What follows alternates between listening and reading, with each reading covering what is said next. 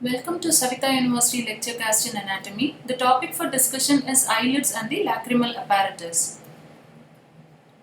Eyelids. Eyelids are also called as the palpebrae. They are movable curtains protecting eyeball from injury, foreign body and bright light. Space between the two eyelids is called as the palpebral fissure. The eyelids consist of the following layers: the skin, superficial fascia, orbicularis oculi muscle, palpebral fascia and tarsal plates, and conjunctiva. The skin is very thin without hair except the lid margin where it becomes continuous with the conjunctiva. The superficial fascia is thin, loose, devoid of fat, allows free movement of the skin. It is swollen with fluid or blood after injury. The orbicularis oculi muscle, palpebral part of the muscle, sweeps parallel to the palpebral fissure. Layer of loose connective tissue lies deep to these fibers and are continuous with subaponeurotic layer of the scalp.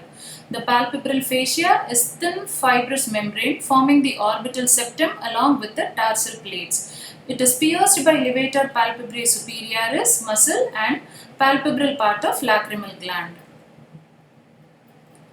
The tarsal plates, the two tarsi, superior and inferior, form the skeleton of the eyelid. They are made up of condensed fibrous tissue, attached medially to the lacrimal bone and laterally to the zygomatic bone by the respective palpebral ligaments. Conjunctiva. It is a thin transparent mucous membrane lining inner surface of the eyelid, palpebral conjunctiva and the bulbar conjunctiva.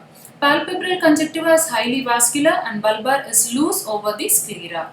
The potential space between the eyeball and the eyelid is the conjunctival sac. The conjunctival fluid shows three films of fluid, namely watery from lacrimal, mucus from conjunctiva and oily from the tarsal glands. Blood supply. The eyelids and the associated structures are supplied by the medial palpebral branches, branch from the ophthalmic artery, lateral palpebral branches from the lacrimal artery, and ophthalmic and facial veins drain the eyelids, and submandibular nodes drain the medial half of the eyelids, and the preauricular or the parotid lymph nodes drain the lateral half of the eyelids. The lacrimal apparatus consists of the following structures: lacrimal gland, ducts of lacrimal gland, conjunctival sac, lacrimal puncta, lacrimal canaliculi, lacrimal sac and the nasolacrimal duct. Lacrimal gland, it is a J-shaped serous gland being indented by elevator palpebrae superioris, larger orbital part and smaller palpebral part. It secretes a lacrimal fluid. Orbital part situated in the lacrimal fossa and the palpebral part in the anterosuperior part of the roof of the orbit. Lateral part in the lateral part of the upper eyelid. The two parts are continuous along with the lateral margin of the eyelid. Applied anatomy. The Muller's muscle or the involuntary part of levator palpebrae superioris when paralyzed leads to partial ptosis in Horner's syndrome.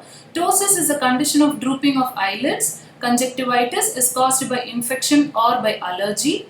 Trachoma is a contagious viral disease caused by the trachoma virus and it is the common reason for blindness. Stye is an inflammation of the sebaceous glands. Eyelids become edematous and pus points out at the base of one cilia.